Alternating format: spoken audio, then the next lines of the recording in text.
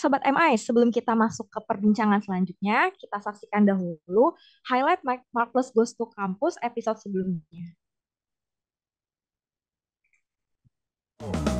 Kembali lagi nih di acara yang ditunggu-tunggu yaitu Marvelous Goes to Campus di episode ke-129. Bukan hanya kita memprovide konten atau education untuk industri, kita juga ingin connect juga ke pendidikan, ke dunia edukasi, khususnya dengan kita bermitra dengan banyak perguruan tinggi gitu. Target konsumen kita harus aware dulu nih. Jadi kita harus capture perhatian dari target konsumen kita. Biasanya yang bisa kita lakukan dengan advertisement yang menarik atau konten-konten yang menarik. Goal selanjutnya adalah kita build interest. Dan perguruan tinggi kami menetapkan visi misi adalah unggul, edukatif, inovatif, berkarakter Islami di tahun 2036. Hasil kerja dosen diutamakan digunakan dalam masyarakat dan dapat koneksi nasional maupun internasional. Praktisi mengajar dalam kampus, kemudian kelas kolaboratif partisipatif, dan juga program berstandar internasional.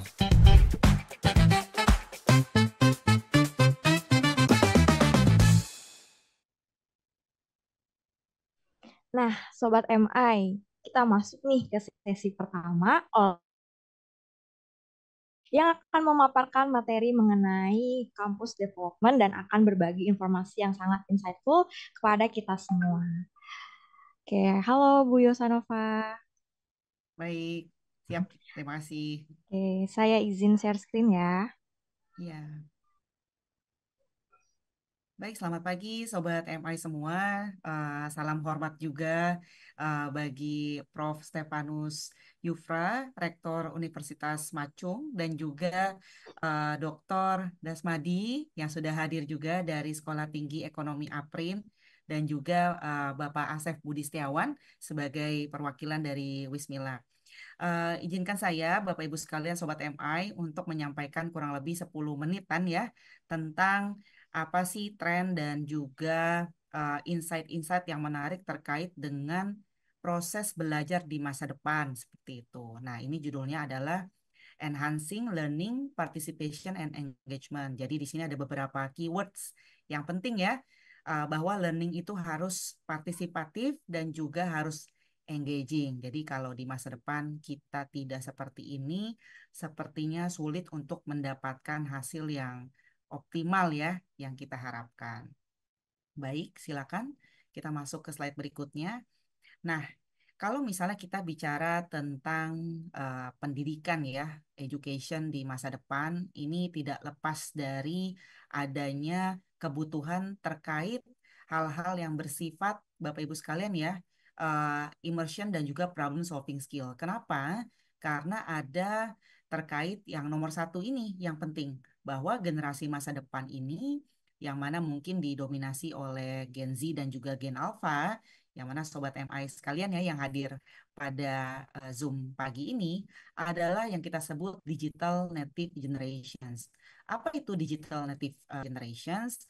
Mereka adalah yang dimana dari awal hidupnya atau pada saat tumbuh kembangnya itu sudah merasakan adanya digitalisasi, adanya internet. Jadi ada koneksi satu sama lain.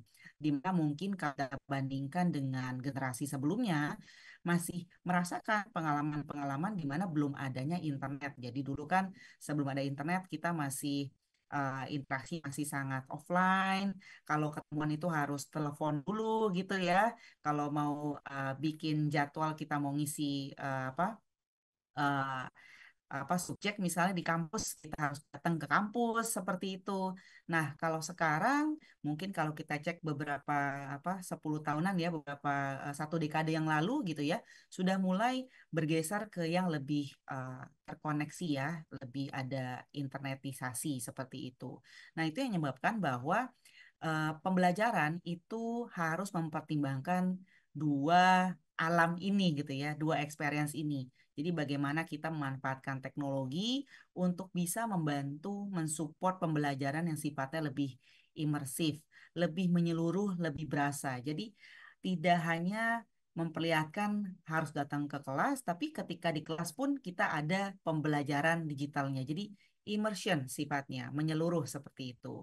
Nah, dan yang paling penting juga, Sobat MI sekalian, di lingkungan kerja ya, nanti mungkin Mas Asep dari Wismilak juga bisa menyampaikan bahwa skill yang salah satu yang penting sekali di dunia bekerja itu adalah cara kita memutuskan dan menyelesaikan masalah.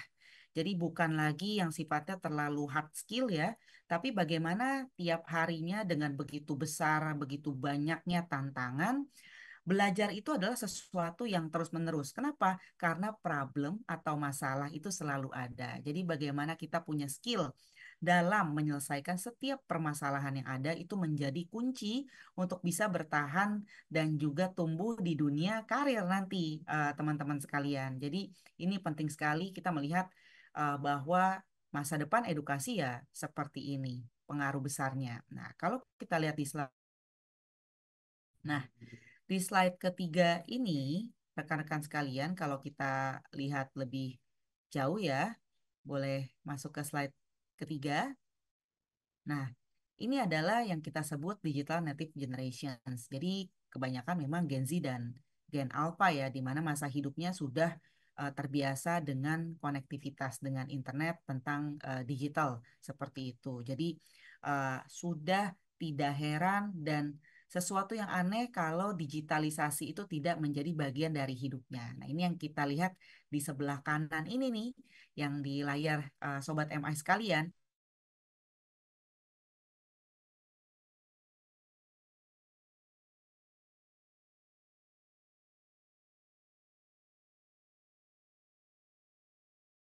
Kalau kita lihat lagi ya ke slide berikutnya, slide 4.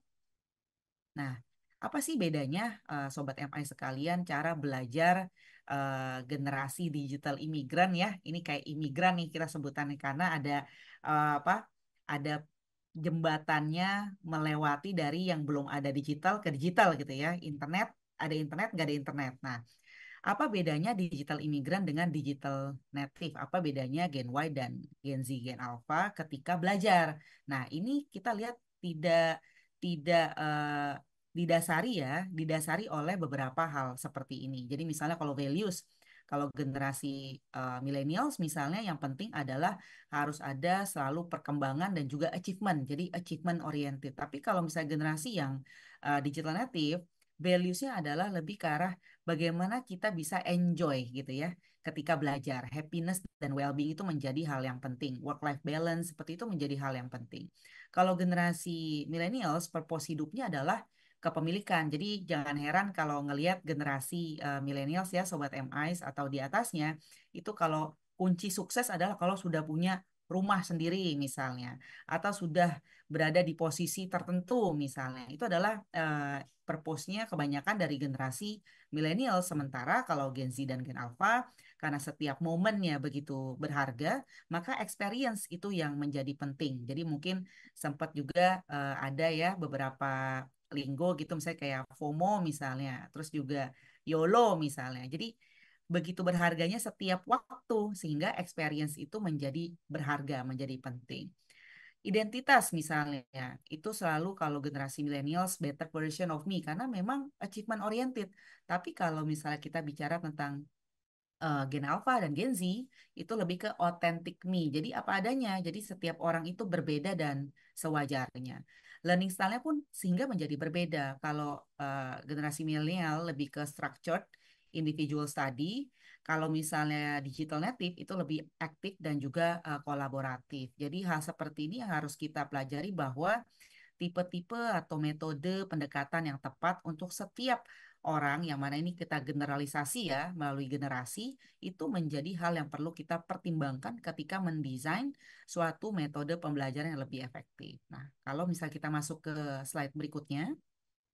Nah, ini adalah komponen-komponen apa sih yang kita maksud dengan immersive learning experience. Nah, di sini ada beberapa hal yang perlu diperhatikan. Yang pertama adalah dari learner components-nya. Nah, kalau misalnya dari sudut pandang pembelajar, students misalnya mahasiswa atau orang yang belajar ya, perlu adanya aspek-aspek otonomi. Jadi otonomi ini dimaksudnya adalah kita bisa melakukan secara fleksibel gaya belajar kita sendiri. Kapan kita mau belajar, metode seperti apa yang kita inginkan, interaksinya seperti apa. Jadi lebih ke student-centered learning-nya. Jadi itu yang kita sebut otonomi ya.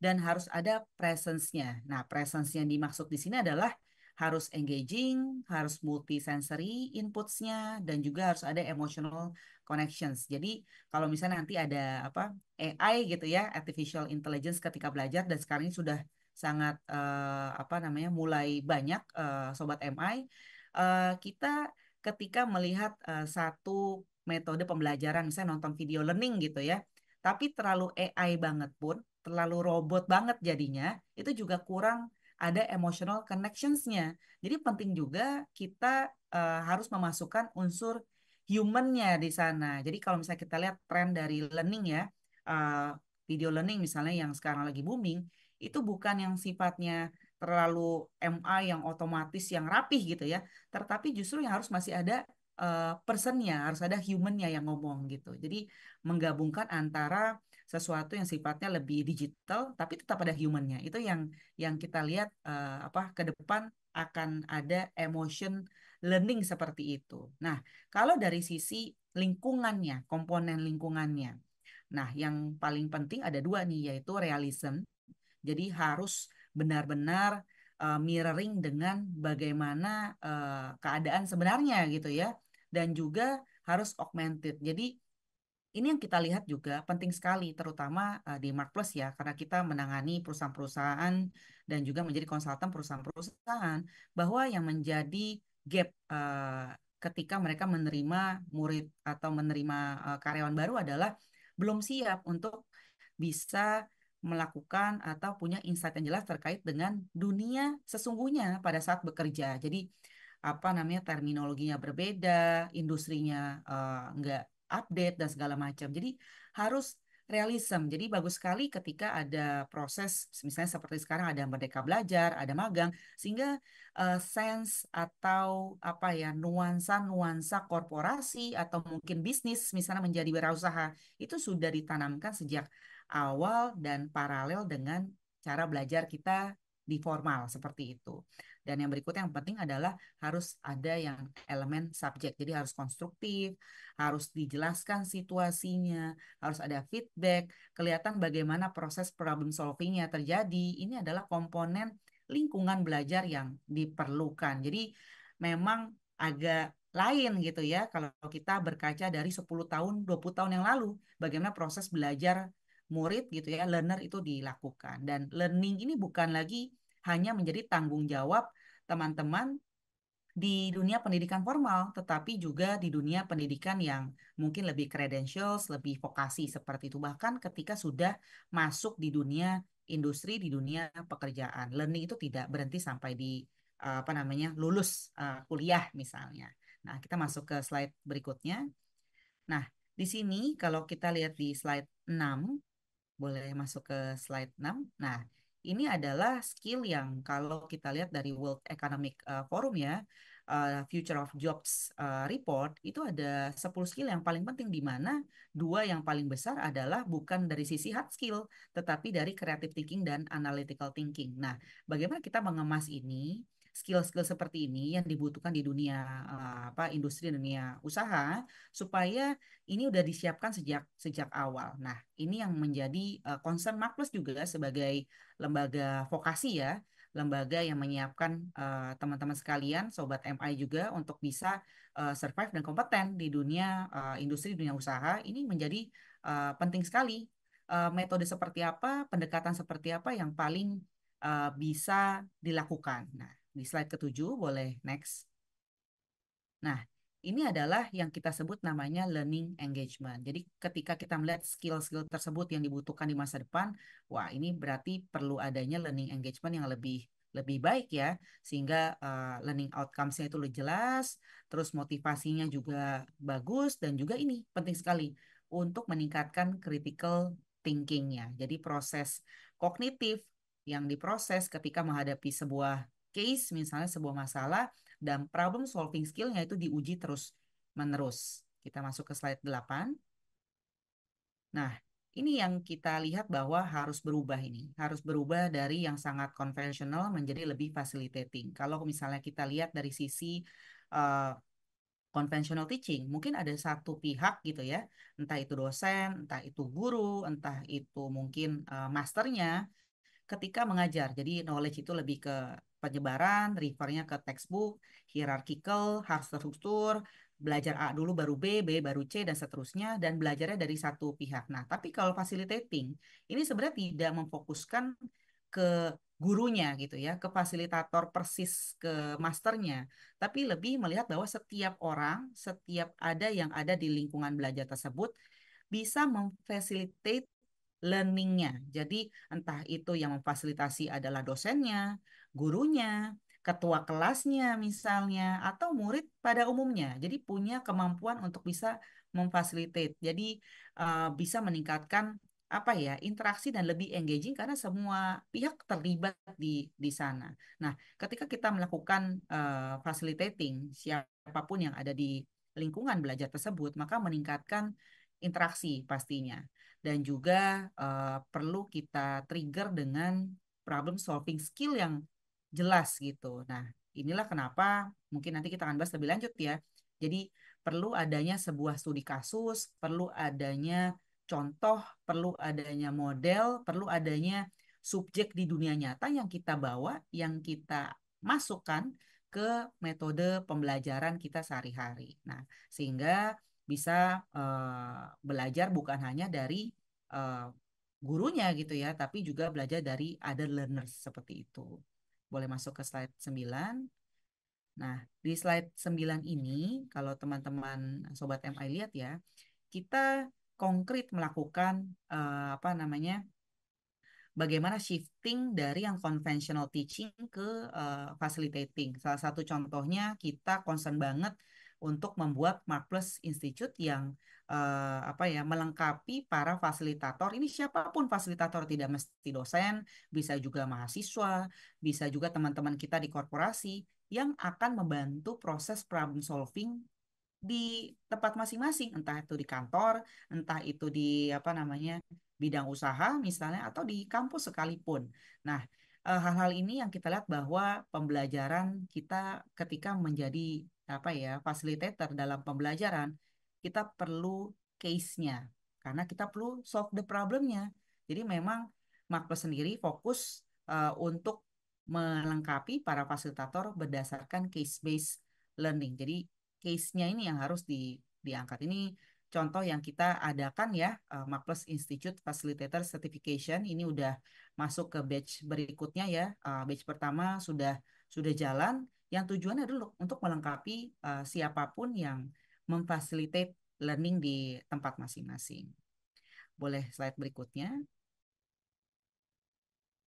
Nah, kurang lebih itu teman-teman sekalian Sobat MI, sehingga pada dasarnya kita harus menyadari baik itu fasilitator, para dosen, para guru, siapapun yang ada di korporasi, bahwa ketika kita membangun learning eh, apa environment di tempat kita, kita harus berubah yang tadinya sangat satu arah menjadi lebih lebih interaktif, lebih engaging, dan lebih case based, partisipatif problem solving. Nah, yang saya yakin juga pasti di tempat pada Asmadi nanti dan juga Pak Stefanus ini sudah terjadi ya, dan sangat baik sekali. Nanti kita bisa dengar cerita lebih lanjut dari beliau. Mungkin itu sementara, nanti kita akan discuss lebih lanjut ya dengan banyak case juga. Saya kembalikan lagi ke Alma.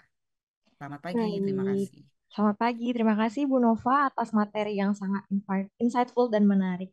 Em, oke, boleh nanti kita akan ada Q&A di akhir ya Bu Nova ya. Jadi mohon ditunggu di link Zoom-nya. Oke, nah Sobat MI, sebelum kita lanjut ke sesi yang tidak kalah menarik lainnya, saya ingin menginformasikan, tadi juga udah disebutkan dengan Bu Nova, kalau di Marcus Institute sendiri memiliki program Marcus Institute Facilitator Certification atau MIFC, yang merupakan program sertifikasi khusus bagi dosen, trainer untuk pengakuan kompetensi sebagai fasilitator pelatihan di bidang marketing, entrepreneurship, dan bisnis. MIFC sendiri memiliki benefit yaitu in-depth learning dengan metode yang facilitating, akses eksklusif model pelatihan dari Markplus, serta kesempatan menjadi fasilitator resmi program pelatihan Markplus Institute. Jadi tunggu apa lagi? Yuk segera daftarkan diri Anda sekarang juga.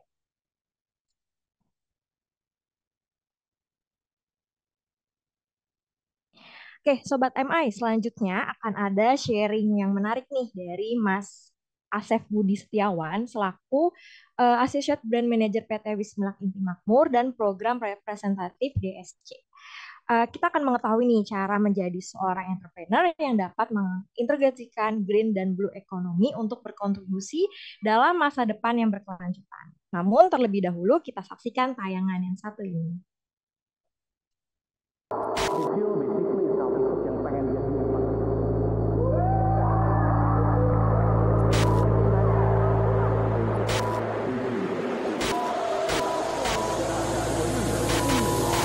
Pemenang dari Diploma Excellence Season 14 ini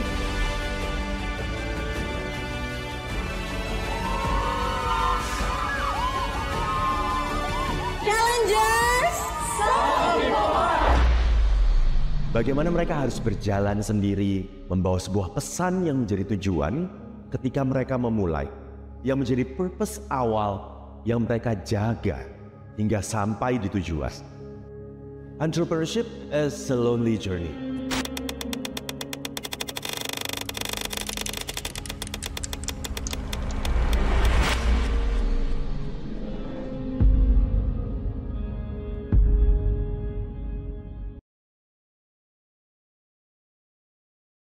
Oke, nah kepada Mas Asef boleh bersiap? Sudah siap, Mas? Ya, Oke, sudah. saya persilahkan ya, Mas. Oke, terima kasih waktunya. Sebelumnya, teman-teman, perkenalkan terlebih dahulu. Saya Asep Kristiawan ya. Saat ini sebagai Associate Brand Manager dari PT Wismilak Inti Makmur, tepatnya untuk memegang satu brand namanya Wismilak Rapid. Nah, sebelumnya seperti video yang sudah ditampilkan sebelumnya, itu merupakan salah satu program dari Wismilak, di mana DSC ini merupakan suatu ekosistem kewirausahaan ya, yang memang kita desain tidak hanya untuk pemberian modal hibah usaha, tapi juga pelatihan dari awal sampai dengan akhir, dari hulu sampai dengan hilir, dan kita ciptakan komunitas ekosistem kewirausahaan di dalamnya. Seperti itu.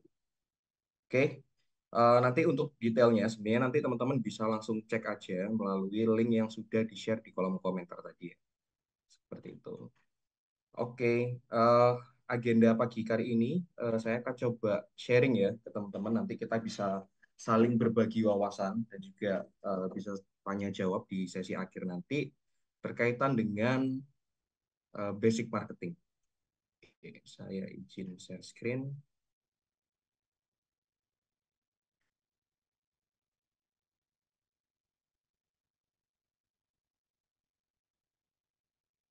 Oke. Oke. Berkaitan dengan basic marketing ya. Tadi sebelumnya yang sudah disampaikan dengan Bu Yohana ya, menyambung sedikit. Jadi memang tadi Bu Yohana sempat di awal-awal menyinggung terkait dengan di ranah pekerjaan secara profesional. Ada dua hal yang paling penting yang akan selalu kita terlibat di dalamnya. Jadi ada dua, yaitu berkaitan dengan problem solving dan juga pengambilan keputusan. Dan itu saya sangat-sangat setuju karena dua poin itu termasuk juga di dalam value dan juga behavior yang sudah ditanamkan di dalam PT Wismilak Inti Makmur. Jadi dua poin itu akan selalu beriringan, baik yang sifatnya di ranah profesional maupun di ranah yang memang kita bisa nge-develop untuk di bidang kewirausahaan atau entrepreneur kita sendiri. Oke, tadi sudah saya perkenalkan diri saya di depan. Kita langsung masuk saja. Jadi mungkin tiga kata-kata ini sangat-sangat mirip, tapi sebenarnya memiliki definisi yang berbeda. Dan seringkali kita susah membedakan ketika diajukan pertanyaan, apa itu market, apa itu marketing, atau apa sih sebenarnya itu marketer. Jadi kita bahas terlebih dahulu untuk skolnya atau skip yang lebih luas terlebih dahulu, yaitu berkaitan dengan market. Market sendiri sebenarnya secara definisi itu merupakan suatu kumpulan people ya, di mana di dalamnya itu terkoneksi antara supply dan demand yang memang ditenggarai adanya purchase power.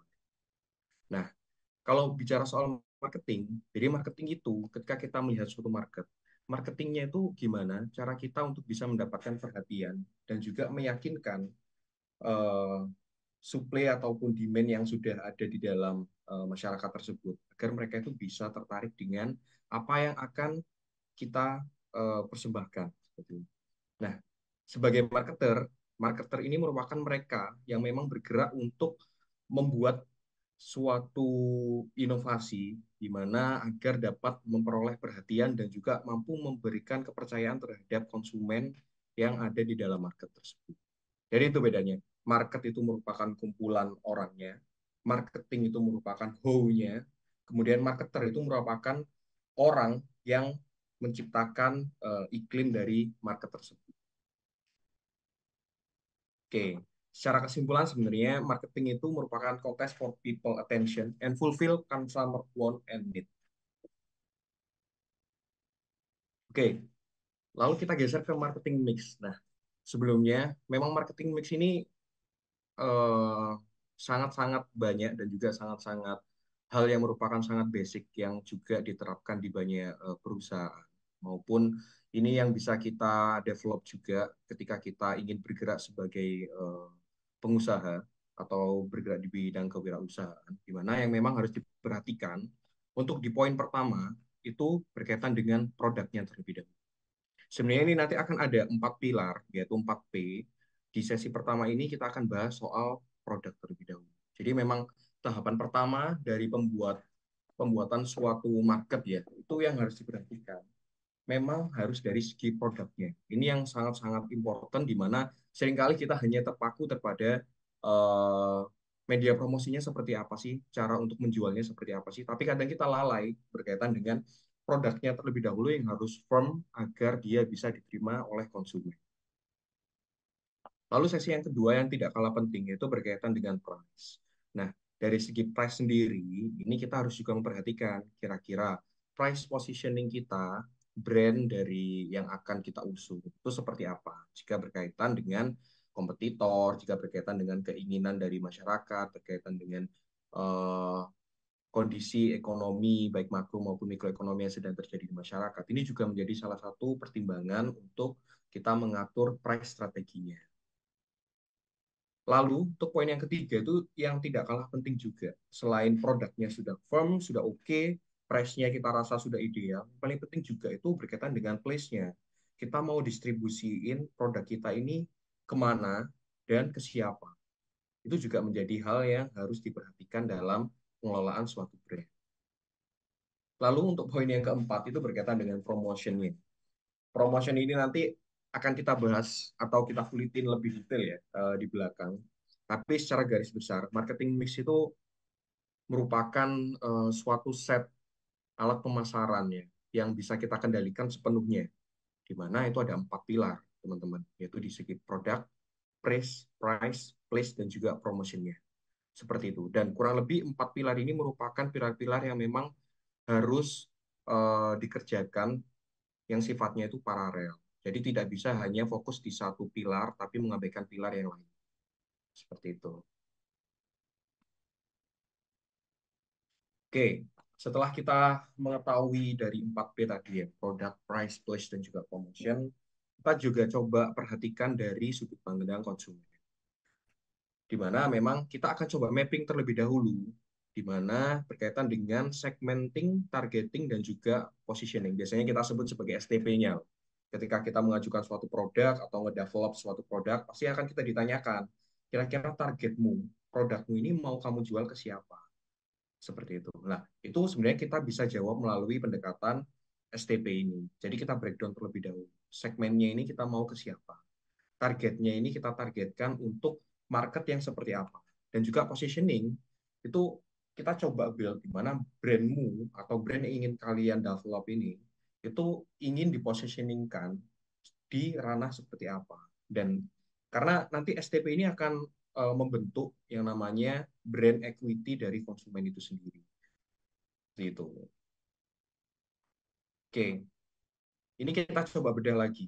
Kira-kira dari segi geografiknya seperti apa, demografiknya seperti apa, psikografiknya seperti apa, dan juga behavioralnya seperti apa. Nah, kalau bicara soal positioning, ini juga yang sangat umum ya, nanti akan kita temukan di ranah profesional maupun dalam bidang kewirausahaan mandiri, di mana dari untuk nge-build atau memberikan positioning terhadap suatu brand, kita bisa menggunakan pendekatan atau analytical tools, yaitu 4C, teman-teman. Yaitu ada consumer, company, competitor, dan juga change. Nah, untuk di segi consumer terlebih dahulu, consumer ini seperti yang sudah dijelaskan di awal sebenarnya, di mana marketing itu bicara soal gimana kita mendapatkan perhatian dari konsumen dan menjawab semua need and want-nya dari konsumen tersebut. Di mana memang need and want ini harus kita fokuskan sehingga kita tahu value produk kita itu seperti apa. Kemudian yang kedua bicara soal company. Company ini jika bicara di ranah profesional ya, itu kita harus produk yang kita develop itu harus merepresentatifkan dari kekuatan dan juga competitive advantage dari company kita. Kemudian poin yang ketiga itu ada di kompetitor. Kita harus punya diferensiasi produk yang bikin pembeda antara produk kita dibandingkan dengan produk kompetitor. Tentu ini nanti berkaitan dengan objektif dari teman-teman atau dari pekerjaan teman-teman nanti itu sebenarnya sebagai apa, market inovator kah atau sebagai market follower kah, itu nanti pendekatan kompetitor bisa dilihat dari objektifnya terlebih dahulu. Lalu yang tidak kalah penting, yang ini sangat-sangat relevan ya dari yang disampaikan dengan Bu Yohana sendiri, di mana berkaitan dengan change, semuanya harus relevan.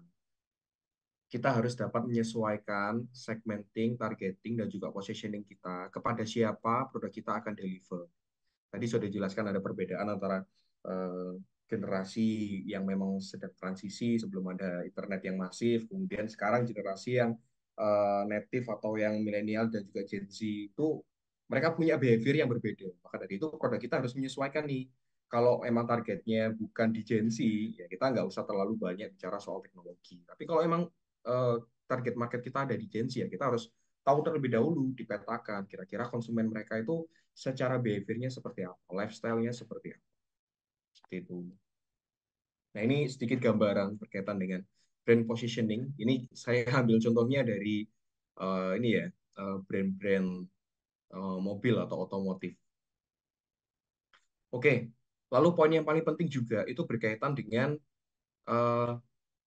bagaimana konsumen ini dari awal itu agar tahu produk kita sampai dengan mereka itu melakukan action. Jadi ini sebutannya biasanya kita sebut sebagai consumer journey. Suatu produk itu tidak mungkin akan bisa terjual sebelum melalui consumer journey ini. Nah, di sini juga merupakan suatu urutan. Jadi urutan atau staging, di mana memang untuk agar produk kita ini bisa terjual, hal yang pertama yang harus kita lakukan adalah membuat konsumen kita itu aware terhadap produk kita. Setelah itu, kita harus bisa membuat produk kita selain sudah aware dari konsumen, tapi konsumen itu tidak akan bergerak kalau mereka tidak interesting terhadap produk kita. Nah, itu juga PR kita. Ketika orang-orang sudah interest, mereka harus punya rasa untuk keinginan untuk membeli. Ini juga kita harus butuh stimulusnya. Kemudian hal yang paling akhir ini mereka akan melakukan action atau melakukan pembelian terhadap produk kita. Jadi sebenarnya ini customer journey yang sebenarnya terlihat sangat simpel ya teman-teman. Tapi jika dibedah di dalam masing-masing stagingnya, itu kita akan dapat banyak-banyak insight dan juga banyak-banyak kreatif thinking untuk mengelola bagaimana teknik pemasaran dari brand kita agar bisa sampai ke konsumen. Nah, sebenarnya marketing itu sesuatu yang memang harus bersifat long term. Kita harus dapat berpikir yang sangat visioner, berpikir melihat suatu problem, melihat suatu potensi itu secara komprehensif, karena memang marketing itu merupakan perjalanan yang sangat-sangat panjang. Nah, mungkin teman-teman tahu ya, ini nanti berkaitan dengan gimana sih sebenarnya konsumen ini tahu terhadap brand kita. Nah, kalau ada logo seperti ini, mungkin teman-teman bisa langsung mengkoneksikan atau mengasosiasikan brand apa sih yang muncul dari logo yang sederhana seperti ini. Ya, ini saya ambil contoh Indomie ya. Jadi kalau kita melihat eh, komposisi warna seperti ini dan juga bentuk gelombang seperti ini ya, di pikiran kita itu langsung, "Oh, ini kayaknya logo Indomie deh." Kayak gitu. Pun juga demikian, kalau kita melihat minuman bersoda berwarna sedikit coklat kehitaman, kemudian dia terlihat segar. Pasti di pikiran kita yang utama itu ada apa? Brand apa? Coca-Cola. Nah, itu. Jadi sebenarnya marketing itu perjalanannya sangat panjang, di mana konsumen itu akan terus mengalami reputasi dari yang saya sebutkan tadi di awal, AIDA-nya. Mulai dari awareness, interest, desire, sampai dengan action. Sampai dengan konsumen ini bisa merasakan atau mengetahui produk kita tanpa dia harus membeli terlebih dahulu. Itu yang akan masuk ke benak konsumen. Dan itu caranya bukan suatu cara yang sangat mudah, teman. Itu cara yang cukup panjang. Dan juga kita butuh konsistensi dan juga kreativitas untuk terus mengikuti perubahan yang ada di dalam konsumen. Nah, tadi saya sempat nyinggung berkaitan dengan brand equity, mana memang brand equity ini kurang lebih ada 3 komponen pilarnya juga yang paling penting, yaitu pertama berkaitan dengan awareness, usage, dan juga brand image-nya.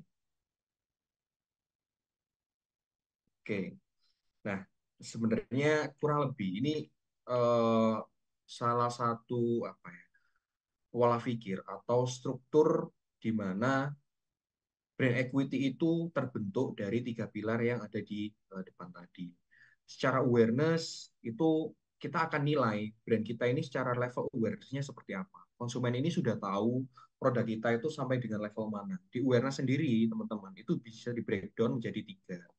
Di level top of mind, spontan, maupun hidden.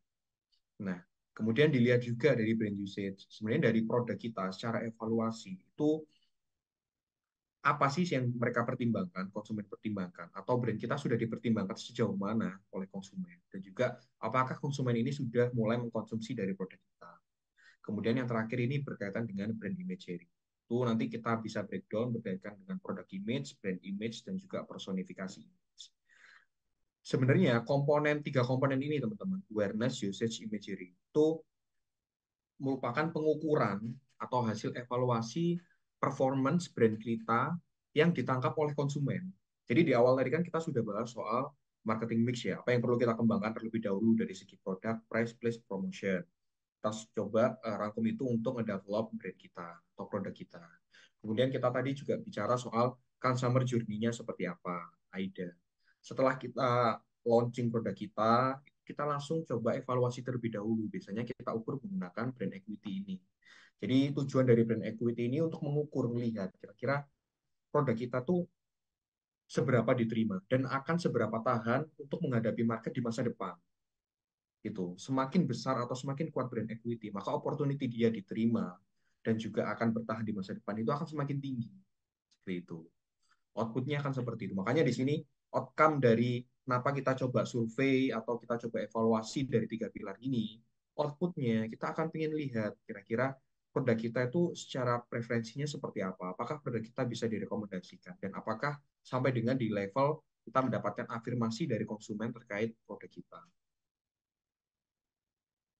Nah, jadi brand equity ini merupakan value lebih ya dari brand yang memang uh, ditangkap oleh konsumen, apapun hasilnya, entah positif maupun negatif, itu juga bisa dijadikan landasan untuk action plan ke depannya.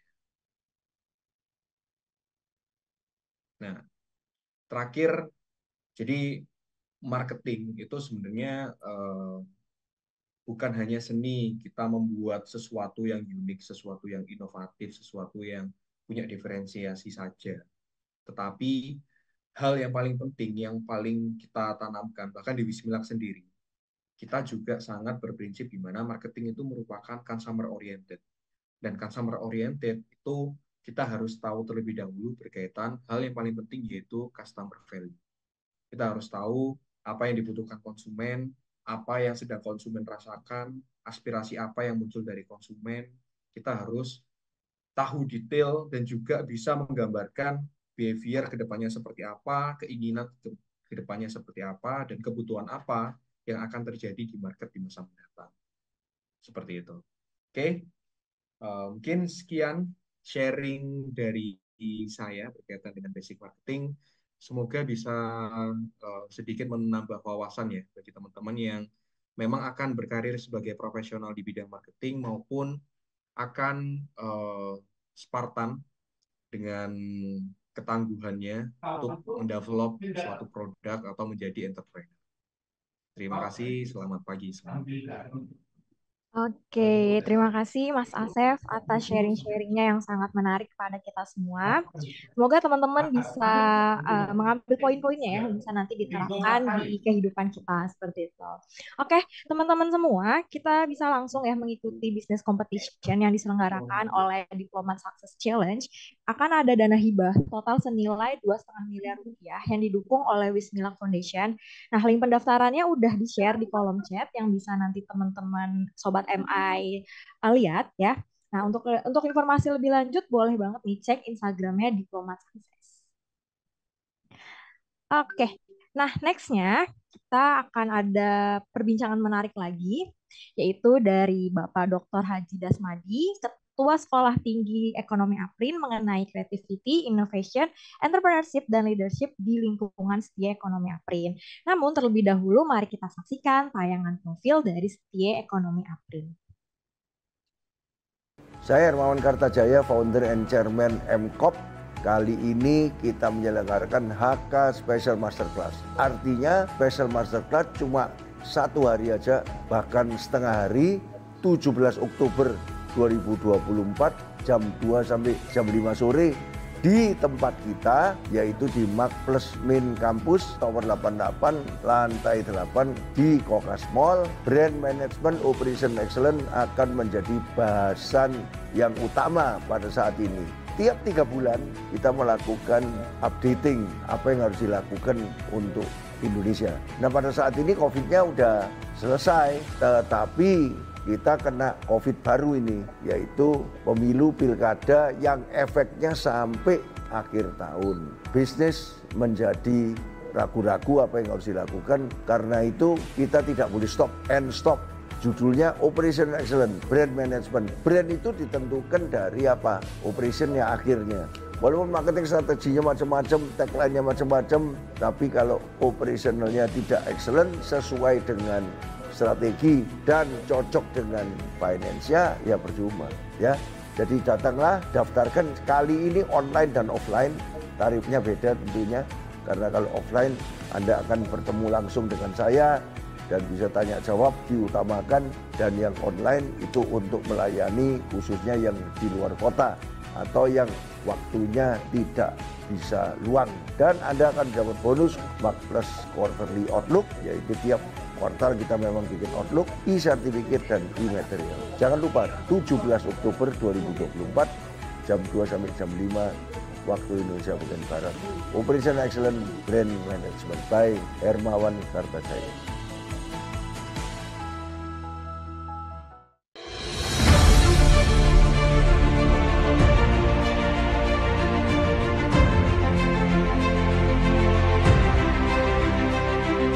Setia APRIN Palembang, Smart Quality and Entrepreneurship.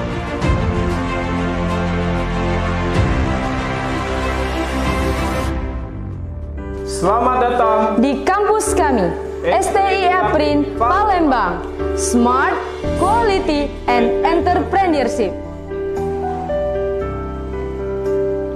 Setia APRIN Palembang wujudkan program studi manajemen yang berkualitas dan berkompetensi manajemen, berjiwa kewirausahaan, memiliki teknologi mutakhir dan berintegritas. Setia APRIN Palembang membantu pemerintah untuk meningkatkan sumber daya manusia sebagai wujud kepedulian terhadap kebutuhan masyarakat dengan lulusan yang sanggup bersaing di era globalisasi. Magister Manajemen STI APRIN hadir di Kota Palembang untuk meningkatkan kualitas sumber daya manusia dengan mutu Smart, Quality, and Entrepreneurship yang diakui oleh Bank PT Nasional.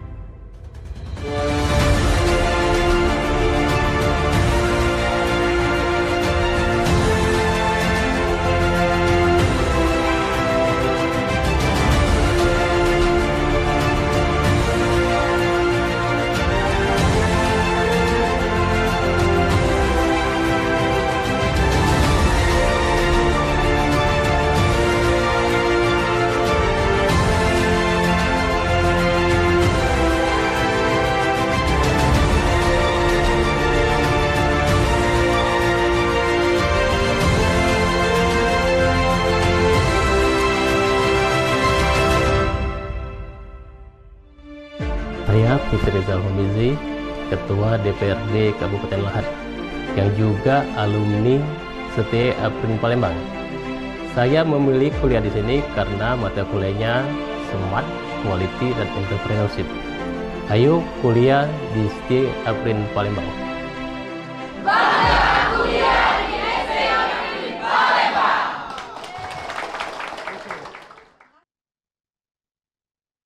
Baik, Sobat MI, tanpa berlama-lama lagi, mari kita saksikan perbincangan bersama Bapak Dasmadi yang akan mengulas lebih dalam lagi terkait dengan strategi apa aja yang telah udah dilakukan untuk mewujudkan visi dari Setia Ekonomi Aprin. Kepada Bapak Dasmadi, saya persilahkan.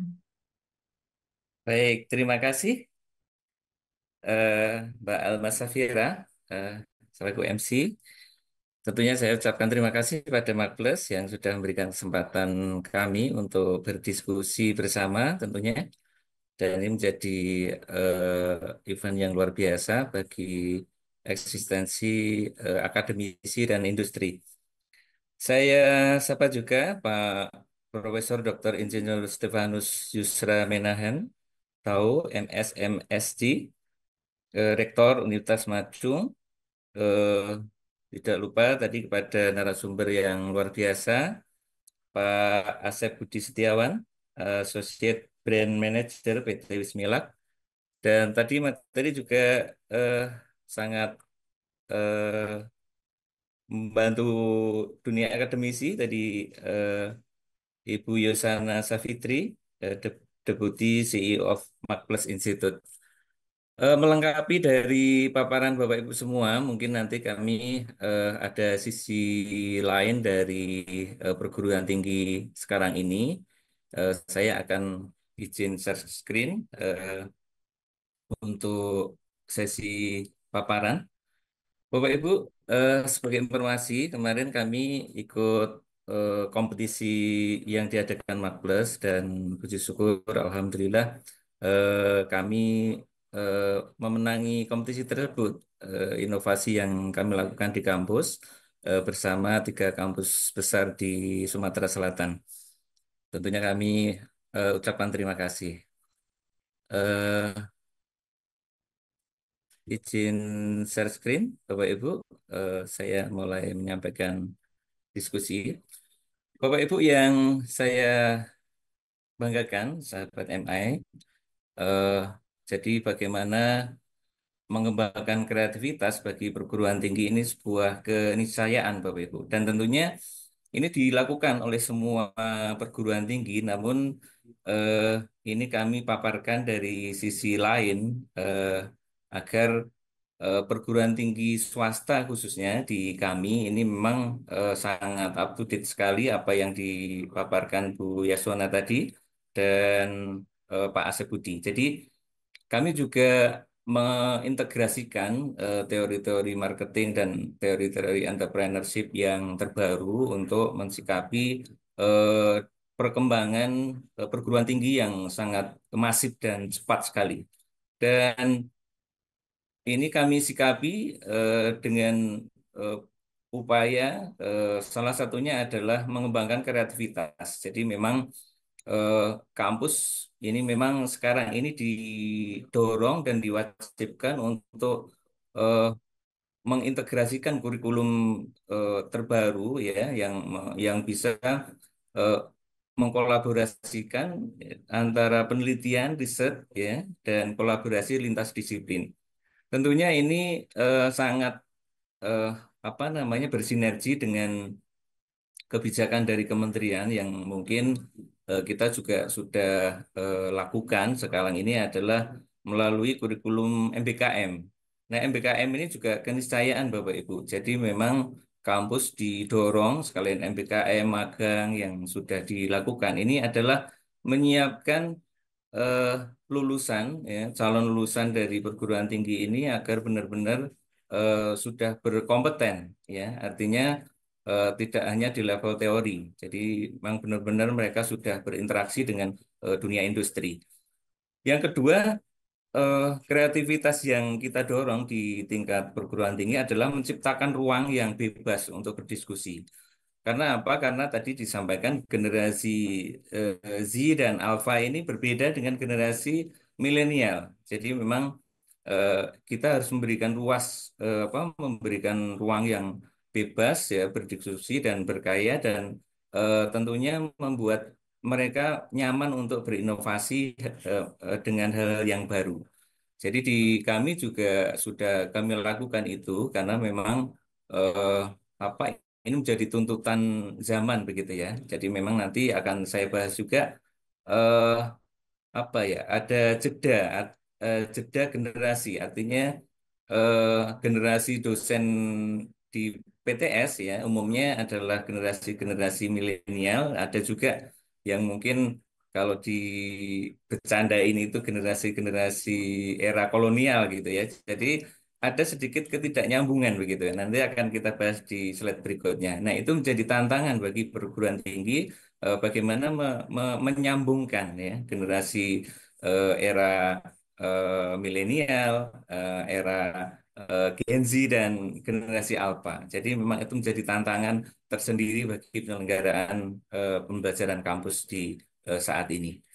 Yang ketiga adalah memberikan kesempatan kepada mahasiswa untuk terlibat dalam proyek-proyek nyata dan dunia industri dan komunitas lokal. Nanti akan saya sampaikan bagaimana eh, kita harus menyampaikan eh, local pride ya, artinya nilai-nilai lokal itu menjadi kekhasan dari eh, kampus atau dari inovasi yang kita lakukan. Bapak Ibu yang saya hormati, inovasi tentunya ini menjadi kunci persaingan global Bapak Ibu ya. Bagaimana sekarang ini dalam pendidikan tinggi ya tidak hanya tentang teknologi ya, tetapi juga tentang metode pembelajaran. Jadi sekarang mungkin Bapak Ibu tidak asing lagi ya dengan learning management system yang di mana eh, sudah memecahkan jarak dan waktu. Artinya kita bisa melakukan inovasi-inovasi pembelajaran terbaru ya dan pendekatan teknologi ini bisa memberikan efek yang luar biasa untuk inovasi yang kita lakukan. Selain itu, Bapak Ibu, memang juga harus ada pendekatan pengembangan mahasiswa ya. Jadi eh, inovasi yang dilakukan harus seimbang, Bapak Ibu. Nah, ini yang penting ya, yang acap kali mungkin mungkin kadang-kadang terlupakan begitu ya. Jadi dengan nilai-nilai lokalitas ya dan mengangkat budaya ya dengan local pride ini atau konsep local pride ini perlu kita lakukan di level perguruan tinggi. Jadi nanti kami juga sudah, nah ini Bapak Ibu, ini mungkin saya sampaikan di sini strategi mengintegrasikan inovasi dengan local pride. Yang pertama adalah memasukkan eh, konten lokal dalam kurikulum untuk memperkuat kebanggaan akan budaya Indonesia. Jadi di kami tadi disampaikan ada tagline kami adalah Smart, Quality, dan Entrepreneurship. Bapak, Nah, mohon izin ya, untuk share screen-nya belum muncul, Bapak. oh, sebentar. Oh, belum muncul. Iya, Bapak. Sebentar. Sorry. Saya pikir sudah nih. Sebentar.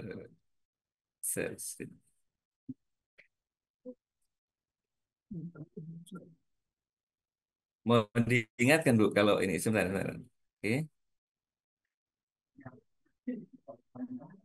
Sudah Bu? Aman, Pak.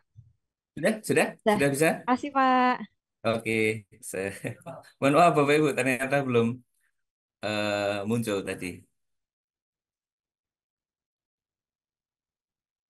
Nah, mohon maaf, mungkin tadi saya lanjutkan. Jadi, bagaimana inovasi sebagai kunci persaingan global tadi, Bapak Ibu ya, ini konsep local pride ini perlu kita angkat. Nah, ini eh, di kami eh, ada tagline kami adalah Smart Quality Entrepreneurship. Jadi, bahwasanya eh, nilai-nilai entrepreneurship ini menjadi penciri atau kekhasan dari eh, kampus kami begitu.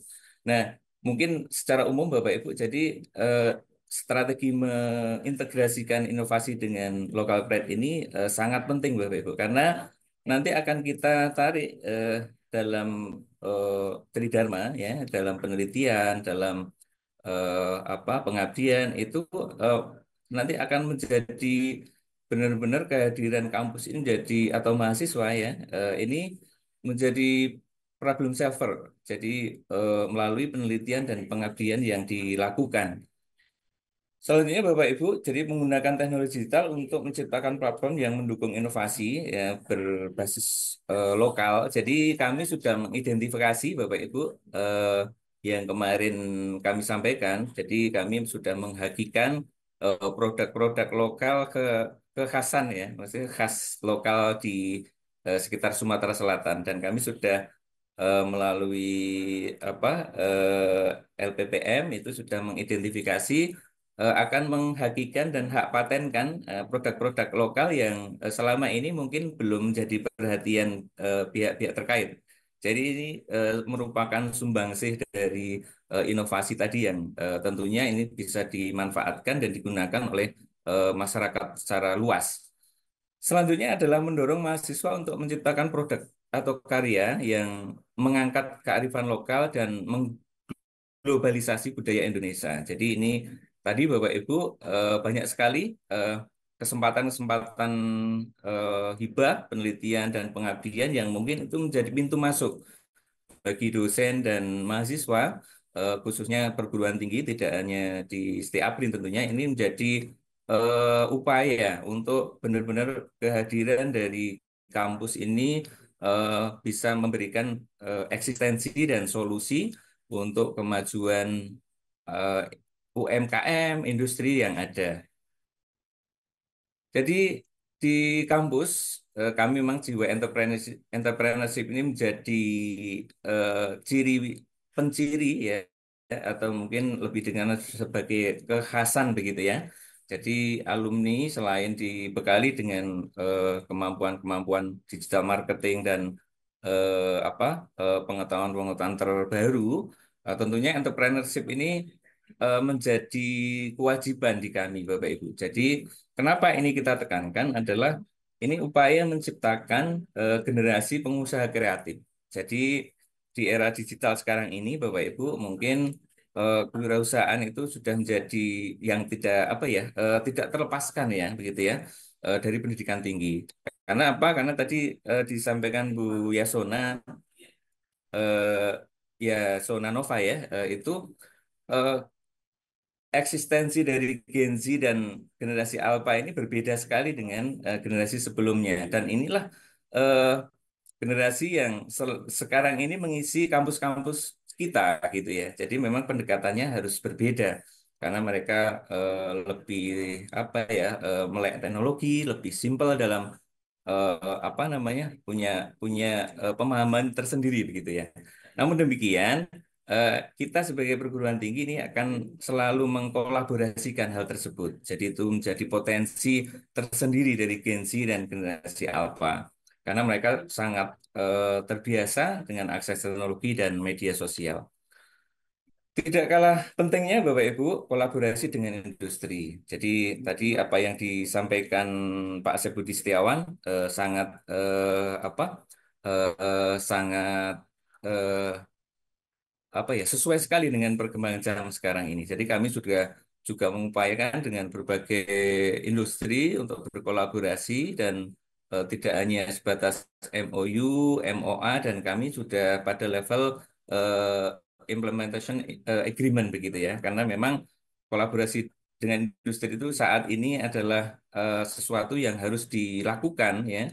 Karena di sini terbuka sekali ke kesempatan begitu ya untuk bersama-sama berkolaborasi dalam hal penelitian, magang, terus di samping itu juga bisa memberikan tadi pembekalan keterampilan yang relevan untuk kebutuhan pasar kerja yang ada. Jadi tadi kalau setelah kuliah ini kan di bangku kuliah, kalau sudah lulus kan mereka akan masuk dalam dunia nyata ya itulah perkuliahan yang sebenarnya begitu ya. Jadi selanjutnya inovasi kepemimpinan ya ini juga harus diupayakan ada nuansa atau berbasis local pride gitu ya. Jadi ini penting Bapak Ibu menjadi walaupun mereka berpikir secara global tetapi paling tidak nilai-nilai budaya dan moral ini sebagai dasar dalam mengambil keputusan itu harus ditanamkan pada mahasiswa kita. Selain itu juga mengajarkan model kepemimpinan yang adaptif ya, kolaboratif dan berbasis komunitas. Artinya secara inklusif memahami keberagaman ya, budaya, agama serta yang lain. Jadi mahasiswa harus selalu ditanamkan itu. Jadi agar selalu menghargai keberagaman dan itu menjadi sebuah anugerah demikian. Selanjutnya adalah memberikan kesempatan pada mahasiswa untuk memimpin proyek yang terkait dengan pengembangan potensi lokal. Jadi memang sekarang ini perkuliahan sudah berbasis proyek. Jadi artinya mahasiswa punya kebebasan, ya, kebebasan untuk berpikir, kebebasan untuk mengambil tindakan dan ke diberikan kesempatan yang luas begitu untuk mereka bisa mampu bereksistensi dirinya itu bisa dihargai dan diberikan ruang tersendiri walaupun memang Bapak Ibu dosen bertugas untuk selalu menjaga rule yang ada ya agar senantiasa tidak melebihi hal-hal yang mungkin sudah ditetapkan demikian. Jadi leadership memimpin dengan visi global dengan nilai lokal ya. Jadi ini di kampus kami atau mungkin secara umum Bapak Ibu ya ini sangat penting. Jadi bagaimana kepemimpinan ya ini di pendidikan tinggi harus mampu menggabungkan nilai lokal ya dengan tantangan global. Jadi Gen Z generasi Alpha ya yang akan menjadi pemimpin masa depan perlu dipersiapkan untuk memimpin dengan integritas ya, tanggung jawab sosial dan kebanggaan akan budaya Indonesia. Jadi itu sesuatu yang konsen di kami yang kami angkat sebagai ciri khas ya. Jadi walaupun mahasiswa ini secara kompetensinya sudah bisa secara internasional, tapi pemikiran ataupun hal-hal yang kaitannya dengan budaya ini menjadi sesuatu yang harus dipertimbangkan, dipertahankan. Bapak Ibu mungkin sebagai penutup, jadi bahwasannya kreativitas, inovasi, entrepreneurship, dan leadership ini adalah 4 pilar yang harus dikembangkan dalam pendidikan tinggi, Bapak Ibu. Walaupun kita sudah ada MBKM, ada kegiatan-kegiatan yang menunjang itu, namun 4 pilar ini harus selalu ditekankan dalam penerapan kurikulum di perguruan tinggi yang kita kelola. Karena dalam hal nanti ya Gen Z dan generasi Alpha ini harus didesain dan mampu berbicara di ranah global. Namun dalam menghadapi persaingan global ya tentunya penting untuk selalu mengakar pada kebanggaan lokal. Jadi ini apa sesuatu yang kemarin juga kami angkat Bapak Ibu dalam kompetisi di Makbles yang diadakan di Sumatera Selatan. Salah satunya adalah kami selalu eh, mencari potensi lokal. Ada empek-empek, ada kain songket, ada produk-produk lokal yang itu menjadi wadah ya, diberikan wadah di kampus kami dan mereka mahasiswa diberikan kesempatan untuk berinovasi, membuat merek, memasarkan secara digital dan itu punya feedback ya. Artinya mereka kita juga kerjasama dengan berbagai pihak termasuk dengan Makbles juga itu mereka terbuka ruang yang seluas-luasnya. Kami juga sediakan di kampus kami ada namanya Abrinmat yang itu bisa mengakses ya atau bisa diakses dari produk-produk mahasiswa. Jadi mahasiswa itu dituntut untuk sudah mulai berinovasi demikian ya dan mengangkat produk lokal yang ada. Dan kami juga sudah desain untuk itu menjadi nanti terkoneksi demikian ya dengan kebijakan-kebijakan penelitian dan pengabdian yang ditentukan atau digariskan dari kementerian.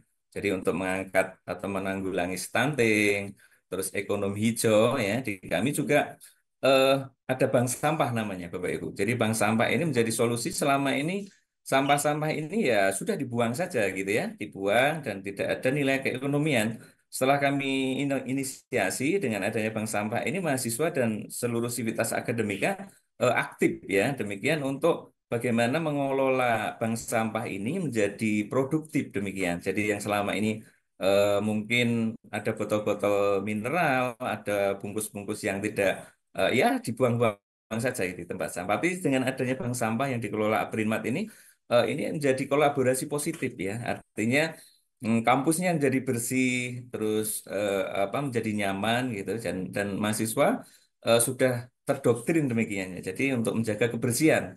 Jadi kalau kita eh, peduli lingkungan ya tidak jauh-jauh. Jadi dengan kita menjaga kebersihan kampus, dengan selalu membuang sampah atau mengumpulkan sampah dan ditabung gitu ya di bank sampah kampus. Nah, itu menjadi apa ekosistem baru ya. Anak-anak ini punya kesempatan mereka dapat uang ya. Di samping memang ada nilai yang lebih kita tekankan adalah menjaga pelestarian lingkungan gitu ya. Jadi itu salah satu inovasi ya yang kami lakukan. Dan di situ juga Bapak Ibu terbuka luas ya kesempatan bagaimana bank sampah ini menjadi ajang inovasi, ajang entrepreneurship dan ajang di situ ada penelitian dan pengabdian karena memang setelah itu lahir produk-produk dari turunan bank sampah Bapak Ibu. Ada buku panduan, ada buku Webster yang menulis tentang pelestarian lingkungan dan ini menjadi nilai tambah ya. Kalau di kampus ada indeks kinerja utama, nah itu salah satunya adalah IKU ini kami desain untuk benar-benar menjadi sebuah ekosistem yang saling melengkapi demikian. Jadi ada pencegahan tindak kekerasan terhadap perempuan dan pencegahan pelecehan seksual dan sebagainya itu menjadi sebuah siklus yang eh, kita bangun. Jadi kampus yang nyaman, yang bersih, yang hijau dan ini menjadi sivitas akademika menjadi eh, ter ini ya termotivasi untuk berinovasi.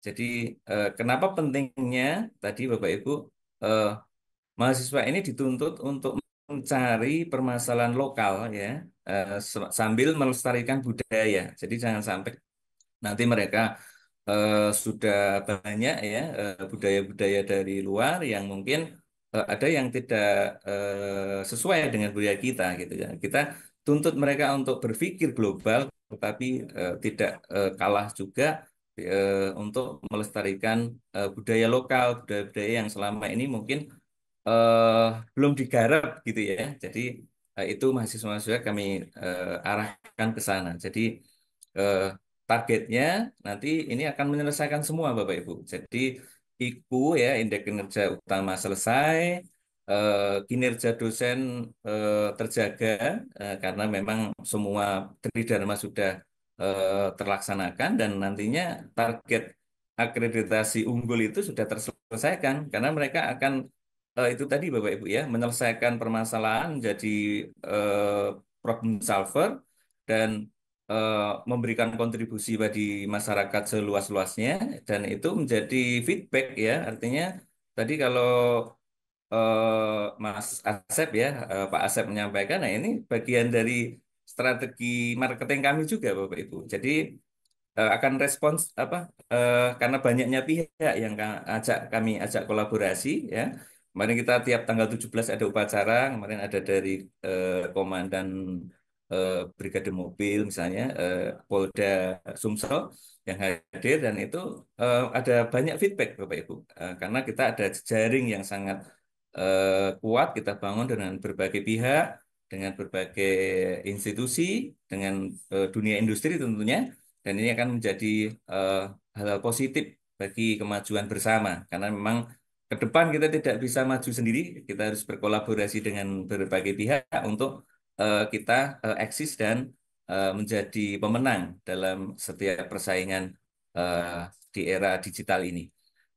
Mungkin itu Bapak Ibu, jadi terakhir adalah pesannya, jadi dalam menghadapi persaingan global penting selalu mengakar pada kebanggaan lokal, jadi sehingga generasi muda tidak hanya menjadi pelaku global yang sukses, tetapi juga sebagai pelestari dan bangga akan identitas nasional.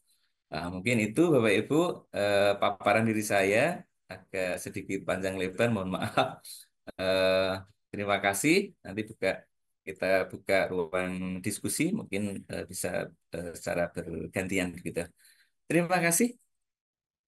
Baik, terima Elma. kasih banyak Pak Dasmadi atas materinya yang sangat luar biasa ya teman-teman Sobat MI semua. Apalagi mengenai bank sampah nih, pelestarian lingkungan. Mungkin itu bisa diterapkan ya Pak Dasmadi ya, baik mulai dari rumah dulu ya. Dari rumah baru kita terapkan di lingkungan sekitar. Oke, nah untuk itu Bapak mohon standby karena di akhir nanti kita akan ada sesi Q&A. Kita lanjut dulu untuk materi berikutnya ada dari Bapak Profesor Dr. Insinyur Stefanus Yufra Menahentaneo MS MSc. Selamat datang Prof. Yufra. Selamat pagi menjelang siang, Mbak Alma. Selamat pagi Bapak. Oke, nah selanjutnya kita akan mendengar materi dari Prof. Yufra mengenai creativity, innovation, entrepreneurship, dan leadership di lingkungan kampus. Namun terlebih dahulu mari kita saksikan tayangan profil dari Universitas Macung.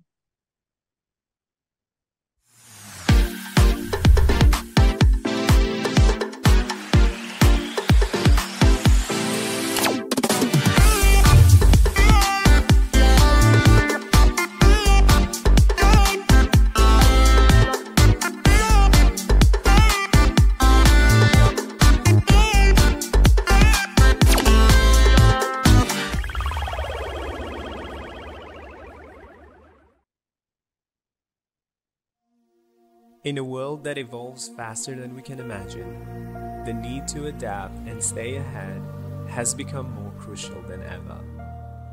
To overcome the challenges of this rapidly changing world, we believe we must equip ourselves with understanding current technology and fostering strong characters.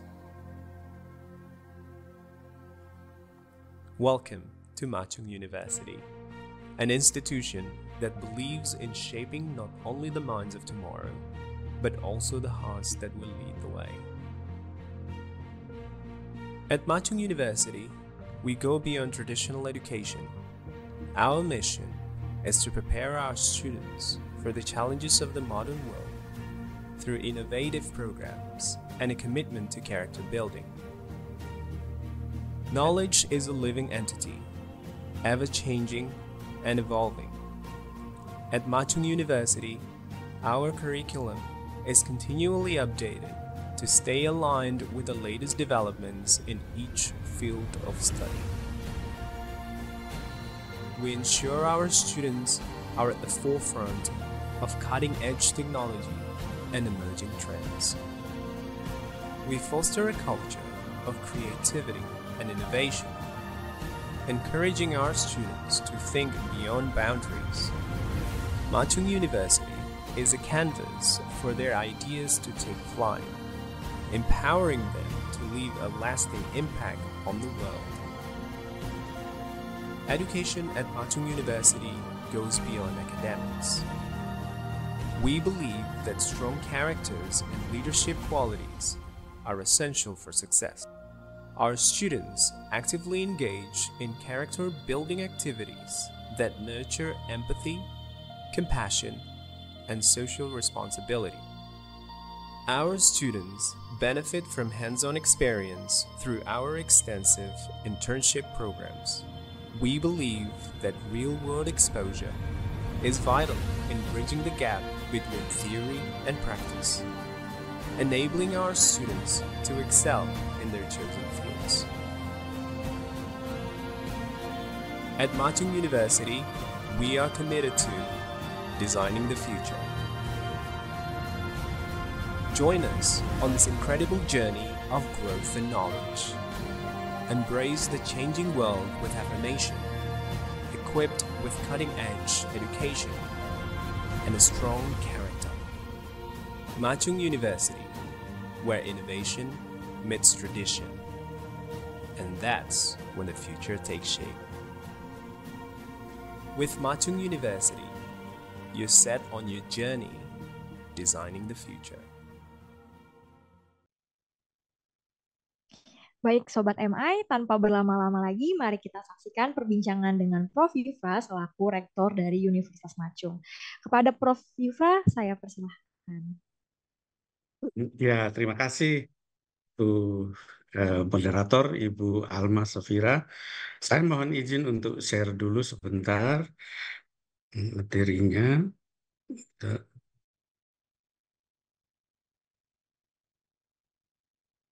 Ya, sebentar ya. Ya. Baik, terima kasih. Pertama, saya mohon maaf yang sebesar-besarnya. Tadi pada saat yang sama, jam 10, saya harus membuka acara dengan mahasiswa baru, bertemu dengan orang tua mereka, datang dari berbagai daerah. Jadi karena saya mengundang, ya saya harus hadir dulu. Mohon maaf, saya terlambat mengikuti acara ini sampai kehilangan kesempatan mendengarkan presentasi 1,5 lah dari pembicara terdahulu. Ya, pertama, ya Assalamualaikum warahmatullahi wabarakatuh. Selamat pagi, salam sejahtera bagi kita semua. Om Swastiastu, Namo Buddhaya, salam kebajikan. Yang saya hormati Bapak-Bapak dan Ibu yang sudah mendahului saya menyampaikan materi yang luar biasa. Yang terakhir tadi dari Bapak Dr. H. Gasmadi, SIMM, Ketua Sekolah Tinggi Ekonomi, APRIN, Palembang. Dan juga tadi saya mengikuti sebagian ya, Bapak Asep Budi Setiawan, Associate Brand Manager PT Wismilak Inti Makmur, dan yang benar-benar saya kehilangan kesempatan dari Ibu Yosanova Safitri ya, Deputy CEO dari Markplus Institute. Dan saya terima kasih juga diberi kesempatan, dan saya sebetulnya alumni dari ini ya, pernah mengikuti pendidikan sertifikasi di Markplus. Saya lupa persisnya tahun 2019 kalau tidak salah ya. Ada 3 atau 4 program sertifikasi yang saya ikuti. Yang saya ingat persis ada digital marketing, kemudian ada design thinking yang saya sangat menikmati walaupun susah juga belajarnya itu ya. Terima kasih. Juga kami masih ingat tahun kira-kira 2009 ya. Bapak Hermawan Kertajaya sempat singgah di Universitas Machung. Itu sayang sekali beliau datangnya sudah sore hari, mahasiswa sudah pulang, tidak sempat bertemu, tapi saya bertemu dengan beliau, berbincang sebentar, luar biasa. Nah, saya pagi ini ya akan menyampaikan hal-hal yang kira-kira dalam waktu 10 menit ya, paling banyak kalau nggak salah ya 10 menit secara singkat saya akan menyampaikan tentang empat hal pokok yang memang sangat penting seperti yang disampaikan Pak Dasmadi tadi: creativity, innovation, entrepreneurship, and leadership. Yang dihadapi pendidikan tinggi di Indonesia, tentu termasuk di dalamnya adalah Macung dan Sekolah Tinggi Ekonomi APRIN. Ya, pertama saya mulai dulu dari arah kita ke depan. Kenapa 4 kata kunci ini sangat penting? Creativity, innovation, entrepreneurship, dan juga leadership. Karena kita akan menuju Indonesia Emas tahun 2045.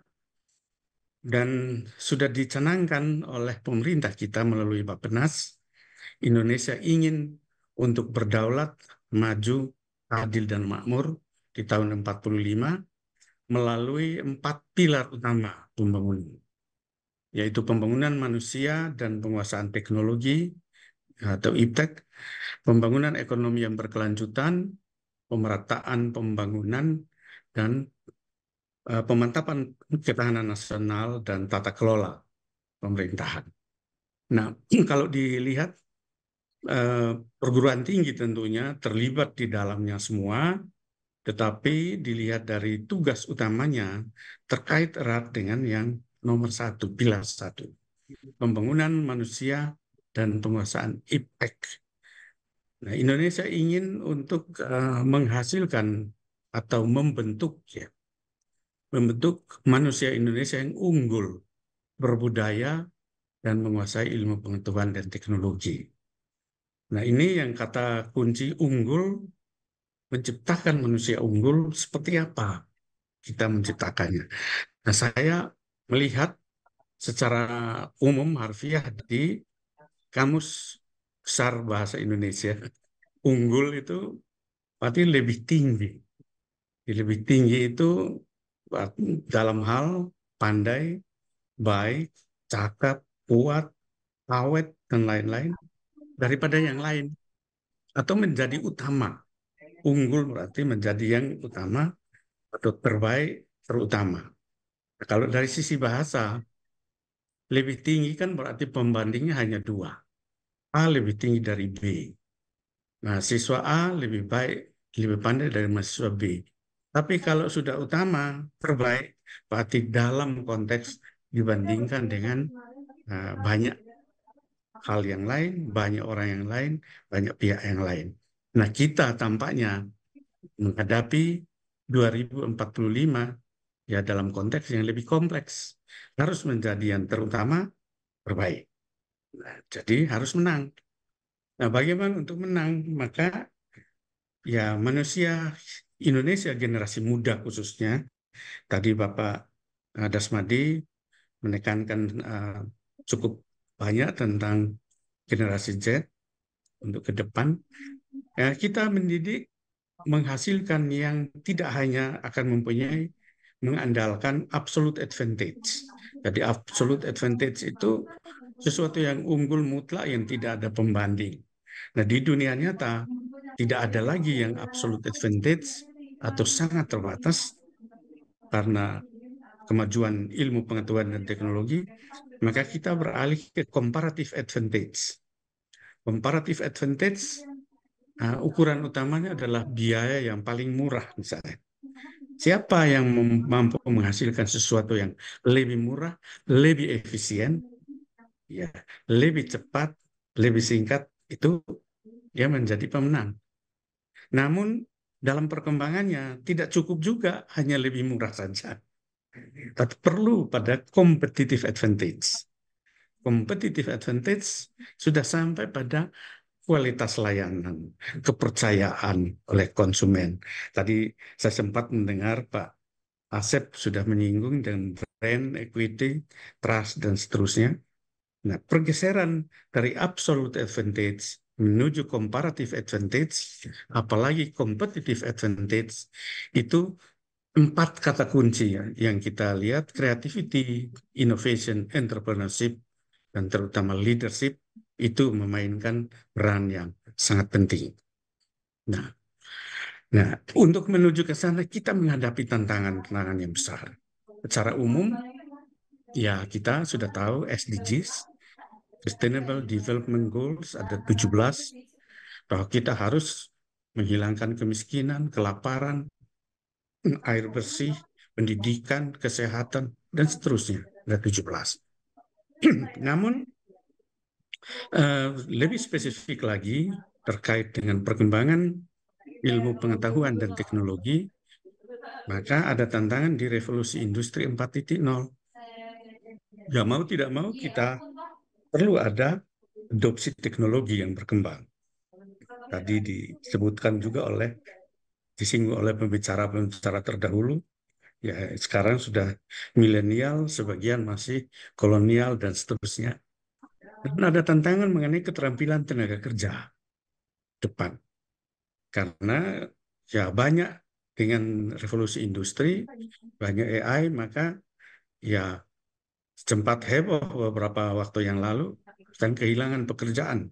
Banyak orang kehilangan pekerjaan, khawatir gitu. Lalu keamanan cyber secara individu maupun negara kan kita alami beberapa saat yang lalu. Kesenjangan digital, juga ada perubahan pasar kerja. Yang sekarang ini dulu kita mau bekerja, melamar, pergi secara fisik, bekerja misalnya saya kebetulan di Malang, bekerja di Jakarta, ya harus secara fisik ada di Jakarta. Sekarang banyak lulusan kami, mahasiswa ketemu, saya tanya, loh kamu kok masih di Malang? Aslimu kan dari Kalimantan. Saya sudah kerja Pak. Kerja di mana? Kerja di Australia. Waduh, kerja di Australia kok tinggal di sini? Enggak, online Pak. Digital, bergeser sudah. Banyak yang tinggal enak-enak, tinggal di Bali, kerjanya di Amerika. Gitu ya. Nah, ada tantangan lain di society di 4.0, yaitu bahwa teknologi ini juga harus ramah terhadap manusia. Maka ada inklusi sosial. Bagaimana kemajuan teknologi bisa mencapai sebanyak mungkin orang yang tidak menjadi eksklusif, tapi inklusif. Nah, sejalan dengan itu, terkait juga ada etika dan privacy. Ya, bagaimana tata krama kita tadi, kolega saya dari Sekolah Tinggi Ekonomi APRIN mengenai budaya lokal. Nah, budaya lokal kita dengan kemajuan teknologi yang orang hanya generasi muda sekarang lebih mudah komunikasi lewat IT, digital, tidak bertemu, lebih sedikit bertemu orang, maka ya ada kekhawatiran tata krama ini, etika ini mulai berkurang. Ya, sehingga kita lihat terkikis. Lalu aspek sustainability, kesehatan, kesejahteraan maupun perubahan sosial. Ini tantangan-tantangan yang kita hadapi. Nah, oleh karena itu, kembali kepada peran universitas. Universitas ini punya tanggung jawab ikut berkontribusi untuk menciptakan manusia-manusia unggul yang nanti tidak hanya unggul secara ilmu pengetahuan, tetapi juga kode etik, soft skill, karakter, dan seterusnya. Maka kita perlu mengembangkan beberapa hal. Inovasi di universitas. Nah, sampai ke sini kita melihat perlu ada kurikulum yang adaptif. Ya. Saya pikir tadi sudah dan kita sangat paham, mudah difahami, sulit dilaksanakan. Karena adaptif ini artinya harus menyesuaikan dengan kondisi lingkungan dan perkembangan. Nah, lingkungan ini kurikulum dibuat untuk 4 tahun untuk S1. Ternyata baru jalan setahun, belum setahun, sudah sangat banyak perubahan yang terjadi. Maka universitas harus secara cepat mengadaptasi itu. Nanti beberapa cara seperti itu saya akan singgung kemudian. Lalu inkubator bisnis.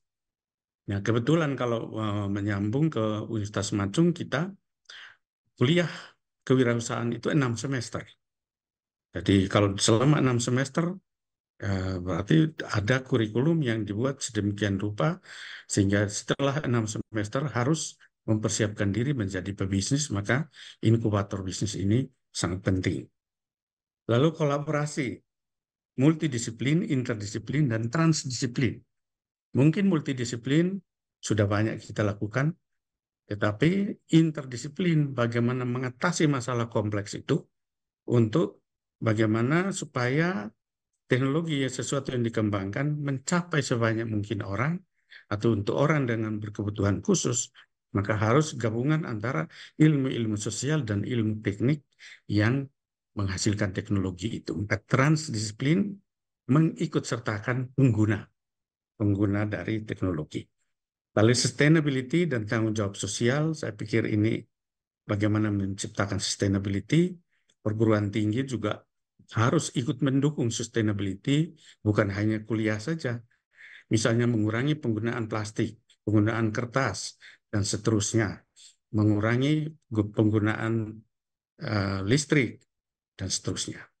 Lalu pendidikan yang berbasis karakter dan soft skill, tadi sudah saya sebut. Lalu kemitraan internasional, ya karena kami misalnya di universitas, secara khusus kalau di Universitas Macung, memang visinya untuk lokal, global, nasional maupun terutama global, sehingga kami membangun kemitraan dengan perguruan tinggi dari negara lain, perusahaan untuk internship misalnya, mahasiswa bisa magang di luar negeri, kuliah dan pertukaran dan seterusnya. Lalu penggunaan teknologi atau khususnya AI misalnya, ada smart, IT dan seterusnya, Internet of Things. Tapi sekarang AI tantangan juga. Kita senang tapi juga sekaligus tantangan di perguruan tinggi karena bagaimana menciptakan manusia unggul yang juga bertanggung jawab, pandai dan bertanggung jawab. Lalu ada penelitian dan inovasi, dan kami kita bersyukur pendidikan tinggi sekarang memberikan keleluasaan kepada Kementerian memberi keleluasaan kepada perguruan tinggi untuk mengatur sendiri secara internal. Mata kuliah juga hanya 4 yang diwajibkan, mata kuliah bahasa Indonesia, pendidikan kewarganegaraan, Pancasila dan agama. Yang lain itu bisa dibuat sendiri. Dan kita membangun pusat-pusat penelitian di bidang keahlian masing-masing. Mungkin tadi di slide awal begitu ditunjukkan, setiap program studi ada pusat keunggulan. Dan secara umum kita ada pusat unggulan IPTEK yang berhubungan dengan bahan alam. Nah, oleh karena itu, kalau lihat tantangan kemudian inovasi yang dilakukan seperti itu, maka model pendidikan sebetulnya membangun entrepreneurial university. Nah, kami memang belum mencapai itu, tapi menuju ke sana. Kami dari Research University akan menuju ke entrepreneurial university. Nah, 3 atau 4 kata kunci tadi ada creativity, innovation, dan entrepreneurship. Nah, kita di perkuliahan atau perguruan tinggi ini mencoba upaya pertama adalah membangun creativity. Jadi creativity itu apa? Ya berawal dari proses kognitif, cara berpikir untuk mengatasi suatu persoalan, dan itu melalui olah pikir. Kreatif bisa melihat, kita biasa menyebut thinking out of the box. Nah, untuk berpikir di luar sesuatu yang umum, yang tidak lazim, itu adalah basis yang baik, creativity, tapi hal itu belum menghasilkan inovasi. Nah, untuk sampai ke inovasi, maka hal yang kreatif itu harus bernilai. Nilai apa? Ya, nilai ekonomi, bernilai sosial, bernilai pada kehidupan masyarakat untuk membantu. Maka creativity berada di ranah cara berpikir untuk melihat masalah, melihat gap, melihat perubahan lingkungan, apa yang kita butuhkan, dan itu semua adalah opportunity yang diwujudkan dalam bentuk ide, membuat business plan, membuat penelitian, membuat program-program untuk menghasilkan prototype. Program-program itu mengarah pada invention yang prototype atau sesuatu yang baru tapi belum bernilai. Nah, sesuatu yang baru tapi belum bernilai diupayakan, dikomersialisasi, diwujud nyatakan dalam bentuk bagaimana itu dikonversi menjadi nilai guna. Itulah inovasi, dan inovasi ini maknanya macam-macam, yaitu sesuatu yang baru, baik itu produk, proses, organisasi, model bisnis, dan seterusnya. Dan secara umum dilihat dari dampak yang ditimbulkan, paling tidak ada 2 kelompok. dampaknya memperbaiki yang sebelumnya, jadi incremental innovation, meningkatkan, memperbaiki. Tetapi ada juga yang radical innovation, itu sama sekali baru. Nah, menuju Indonesia 2045, maunya kan dari reform menjadi transform. Jadi yang incremental menjadi radical innovation. Nah, untuk itu dibutuhkan loncatan-loncatan yang luar biasa di sana. Nah, loncatan itu ya kita harus ciptakan mulai dari ilmu pengetahuan, perguruan tinggi sebagai sumber ilmu pengetahuan, ya harus bekerja sama dengan helix-helix yang lain, yaitu pemerintah, sektor bisnis, sektor media, komunitas-komunitas terkait dengan bidang tertentu untuk mewujudkannya. Nah, ini bagaimana peran leadership? Semua itu leadership menurut saya sangat berperan penting karena menggerakkan, pemimpin itu kan menggerakkan mulai dari hal membuat bagaimana menciptakan ide itu secara bertahap, dibuat prototipe, diuji coba dalam skala kecil, diteliti, baru diterapkan. Nah, untuk menerapkannya kan butuh proses. Maka ini saya ambilkan satu model dari model studi tentang entrepreneurial university dari Politeknik di Palestina. Tapi secara umum sebetulnya kan sangat menarik. Ada yang lain juga dari Eropa Timur, tapi Indonesia juga ada. Tapi karena ini saya, mohon maaf kali ini saya menggunakan contoh dari sini. Nah, ini dari Politeknik Palestina ini membuat suatu model seperti ini dan dilakukan luar biasa. Politeknik Universitas di Palestina ini ternyata dalam waktu yang didirikan kalau tidak salah tahun 78, dalam waktu sekitar 20 tahun sudah berkembang menjadi suatu universitas yang sangat bereputasi di Timur Tengah. Dan di sini dibuat satu model bahwa entrepreneurial university itu ditentukan oleh 3 hal utama, yaitu dengan pendekatan internal, eksternal, dan operasional. Dan yang membungkus ini adalah leadership. Membungkus ketiga pendekatan ini. Kalau operasional kita sudah tahu, pendidikan, pengajaran, penelitian, dan pengabdian, tetapi diberi nama oleh Politeknik University di Palestina itu ekstrakurikuler. Kalau kita di Indonesia kan ekstra itu kegiatan mahasiswa, tapi selain itu kita ada pengabdian kepada masyarakat. Nah, teaching, research, dan ekstrakurikuler ini kalau dilihat sudah mengajarkan entrepreneurial mindset, interdisciplinary, kemudian entrepreneurial skill, soft skill itu ya. Kemudian tidak hanya kursus tetapi juga fokus pada membentuk way of thinking, cara berpikir. Nah, penelitian saya pikir itu sangat banyak, tetapi yang kami coba lakukan adalah bagaimana, nah misalnya penelitian itu tidak hanya penelitian di tingkat penelitian dasar dan penelitian terapan, tapi harus dikembangkan menjangkau sebanyak mungkin jadi semacam university technological transfer. Nah, ekstra kurikuler, bagaimana kita membangun ide generasi kompetisi yang tadi saya pikir tadi pembicara terdahulu menyebut juga teman-teman, kompetisi yang membangun jiwa untuk entrepreneurship di sana. Nah, kalau internal dari infrastruktur, kita tahu bagaimana membangun untuk co-working space. Kami membangun ini, kalau khususnya kami dari tahun kira-kira sebelum COVID, sehingga sempat di COVID itu berhenti, co-working space yang bisa dipakai untuk menggali ide di weekend, kemudian mengembangkan student association, inkubator, dan seterusnya. Ini career service network secara internal membangun apa ide-ide inovasi yang ada, bagaimana kita hubungkan keluar, perlu ada jaringan. Nah, eksternal ini saya pikir jelas, community, social event, dan seterusnya, ada mentoring begitu. Nah, operasional, internal, eksternal ini dibungkus dengan ini, mulai dari leadership commitment ke Center for Entrepreneurship, kemudian raising awareness, employee engagement, mechanism for execution, dan performance management. Nah, ini model yang dikembangkan di sana. Saya pikir kita bisa mengadaptasi banyak, dan sebagian besar dari model ini kami telah adaptasi di Universitas Macung sejak awal berdiri tahun 2007.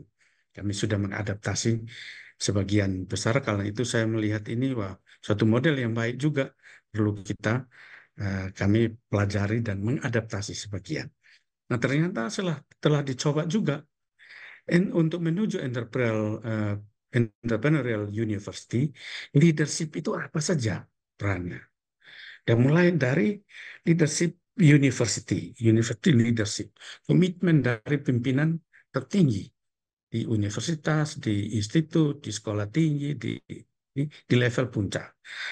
Ini harus menciptakan budaya entrepreneurship. Nah, budaya ini agak berat, Bapak Ibu sekalian, karena budaya itu terbentuk mulai dari cara yang diulang-ulang menjadi kebiasaan diulang-ulang menjadi pola perilaku yang berulang-ulang menjadi sesuatu budaya. Nah, karena itu ya perlu kita ajarkan entrepreneurial education. Maka untuk bisa diajarkan perlu policy dan regulasi. Nah, policy dan regulasi itu diterjemahkan antara lain melalui kurikulum yang sesuai. Kemudian melalui scientific research and innovation. University environment menciptakan itu, internasionalisasi, community relation dan partnership, baru sampai pada academic exchange. Nah, ini semua adalah bagian penting dari leadership yang mendukung sebagai iklim yang menciptakan entrepreneurial university. Saya kira ini slide kedua dari terakhir, khusus tantangan perguruan tinggi yang saat ini kami alami mengenai kualitas pengajaran. Karena dosen yang tadi saya senang sempat disinggung oleh Bapak Dasmadi, ya. Kita yang mengajar ini kalau usia-usia seperti saya dan Bapak Dasmadi ini, generasi kita beda dengan yang diajar ini. Jadi berbeda sekali. Belum lagi Bapak Ibu sekalian, kita baru pakai satu software, besok lusa sudah muncul software baru lagi. Sehingga bagaimana kualitas pengajaran ini match antara pengajar yang diajar, lalu itu akan membawa konsekuensi pada infrastruktur yang tersedia. Kita bisa, tapi ternyata tidak disupport oleh infrastruktur internal, juga nggak bisa jalan. Jadi hardware-nya, kemudian penyambung untuk jaringan IT-nya. Nah, relevansi kurikulum juga saya sudah singgung di depan untuk bagaimana apa yang dipelajari ke depan. Nah, relevansi ini mungkin sekalian saya singgung karena itu kami mengembangkan semacam modular, yaitu pendidikan-pendidikan singkat atau tambahan-tambahan di luar mata kuliah umum yang dalam kurikulum yang tidak mungkin diganti dalam masa perkuliahan berjalan. Karena kurikulum dibangun untuk 4 tahun, akhirnya modular, kemudian ya memanfaatkan juga dengan memanfaatkan praktisi mengajar. Jadi dari dunia usaha ikut mengajar. Lalu aksesibilitas pendidikan, tidak semua peserta didik kita, mahasiswa perguruan tinggi ini dari latar belakang keluarga dan lokasi yang mudah mengakses pendidikan. Kemandirian mahasiswa, semua online, semua yang maunya cepat diakses, sehingga ketahanan mahasiswa ini juga berkurang, resilience-nya. Penggunaan teknologi, kesadaran sosial ini apalagi. Jadi kita harus tantangan juga bagaimana etika sebagai mahasiswa Indonesia dan latar belakang sosial budaya kita untuk bisa match, sekaligus kalau mereka melakukan international exchange, ya mereka sudah lihat di sana ternyata tidak seperti di sini. Kenapa di sini harus dibuat misalnya pakaian yang sopan, yang ini jalan memberi sesuatu pakai tangan kanan, tangan kiri. Nah, exchange di sana negara yang maju ya dia pakai tangan kiri, kanan biasa saja. Nah, kita kan susah ya, saing global dan seterusnya. Nah, karena itu bagaimana kami membangun atau kita perguruan tinggi membangun jiwa kewirausahaan, yaitu workshop dan pelatihan. Workshop itu harus dicoba, pelatihan. Ada teori praktek, kompetisi bisnis, inkubator bisnis, program mentoring ini sangat penting. Saya pikir jaringan alumni, ya alumni kami yang sudah lulus, kami baru meluluskan sekitar 13 tahun. Nah, lulusan-lulusan yang sudah berhasil baik, mereka yang jadi mentor untuk adik-adiknya, sekaligus juga membuka wawasan mereka, kolaborasi dengan industri, program magang, dan event networking. Bagaimana mahasiswa kita atau generasi muda kita dibawa untuk membangun networking yang baik. Nah, saya pikir ini ternyata, lalu di terakhir saya ingin menyampaikan bahwa inovasi oleh Christopher Freeman, seorang ahli inovasi entrepreneurship dari Inggris, mengatakan tahun 82 bahwa tidak berinovasi berarti mati. Nah, tidak berinovasi berarti mati. Sudah terbukti banyak perusahaan yang tidak berinovasi sekarang tinggal nama. Nah, kalau perguruan tinggi ini, kalau kita tidak berinovasi, matinya di mana? Ya tidak, tapi tentu dengan berkurangnya perannya perguruan tinggi itu di dunia usaha, dunia industri, karena menghasilkan lulusan-lulusan yang tidak relevan dengan kebutuhan. Mungkin itu yang bisa saya sampaikan, lebih kurangnya mohon maaf, saya kembalikan kepada moderator. Terima kasih. Baik, terima kasih kepada Prof. Yufra atas pemaparan materinya yang sangat amat insightful. Masih tanya di dalam chat. Oke. Di dalam chat masih belum tanya. Di dalam chat masih belum tanya. Iya. Namun mohon maaf sobat-sobat MI karena kita terdapat keterbatasan waktu.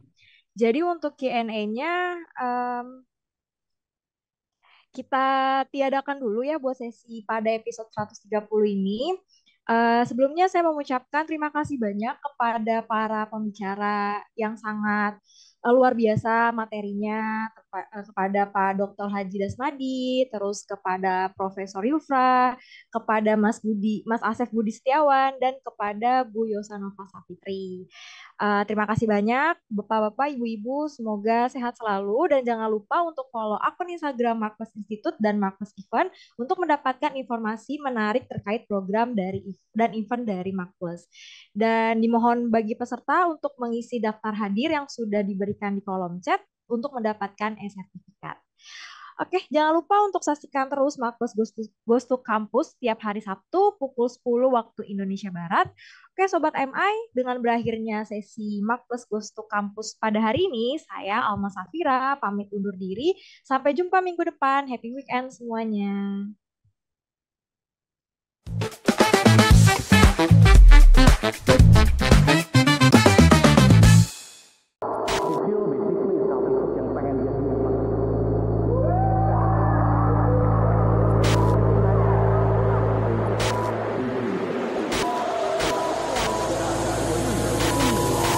Pemenang dari Diploma Excellence Season 14 ini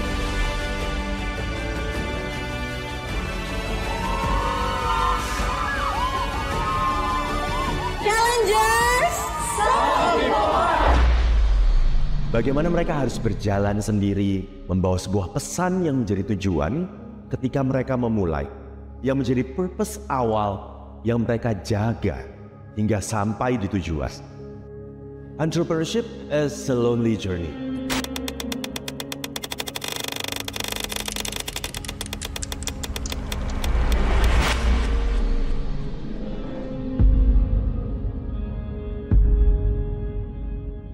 Saya Hermawan Kartajaya, founder and chairman MCOP. Kali ini kita menyelenggarakan HK Special Masterclass. Artinya Special Masterclass cuma 1 hari aja, bahkan setengah hari, 17 Oktober 2024 jam 2 sampai jam 5 sore di tempat kita, yaitu di Markles Main Campus Tower 88 lantai 8 di Kokas Mall. Brand Management Operation Excellence akan menjadi bahasan yang utama pada saat ini. Tiap 3 bulan kita melakukan updating apa yang harus dilakukan untuk Indonesia. Nah pada saat ini COVID-nya udah selesai, tetapi kita kena COVID baru ini, yaitu pemilu pilkada yang efeknya sampai akhir tahun. Bisnis menjadi ragu-ragu apa yang harus dilakukan, karena itu kita tidak boleh stop and stop. Judulnya Operation Excellence, Brand Management. Brand itu ditentukan dari apa? Operationnya akhirnya. Walaupun marketing strateginya macam-macam, tagline-nya macam-macam, tapi kalau operationalnya tidak excellent sesuai dengan strategi dan cocok dengan finance-nya, ya percuma ya. Jadi datanglah, daftarkan. Kali ini online dan offline, tarifnya beda tentunya, karena kalau offline Anda akan bertemu langsung dengan saya dan bisa tanya jawab, diutamakan. Dan yang online itu untuk melayani khususnya yang di luar kota atau yang waktunya tidak bisa luang. Dan Anda akan dapat bonus Marketplace Quarterly Outlook, yaitu tiap kuartal kita memang bikin Outlook, e-certificate dan e-material. Jangan lupa 17 Oktober 2024 jam 2 sampai jam 5 waktu Indonesia bagian Barat. Operation Excellence Brand Management by Hermawan Kartajaya.